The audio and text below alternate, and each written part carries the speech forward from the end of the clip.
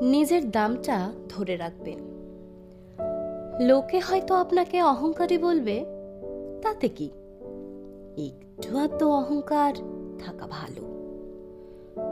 যেটা অন্যের কাছে অহংকার, সেটা আপনার কাছে ব্যক্তিত্ব।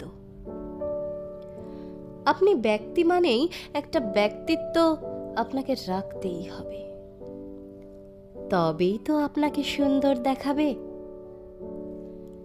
চিড়িয়াখানায় গিয়ে দেখবেন বাঘের খাঁচার কাছেই ভিড় বেশি, অথচ দেখুন বাঘ কেমন হিংস্র। হিংস্রতাই বাঘের গৌরব। সাপুরে সাপ খেলায় বিষধর সাপকেই সে কাছে রাখে। কখনো দেখেছেন ঢোড়াকে নিয়ে খেলা দেখাচ্ছে? কাঁটা আছে জেনেও গোলাপকে কেউ অবহেলা করছে।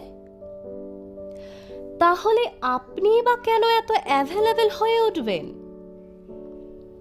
মাথায় রাখবেন, অ্যাভেলেবেলের কোনো লেবেল নেই।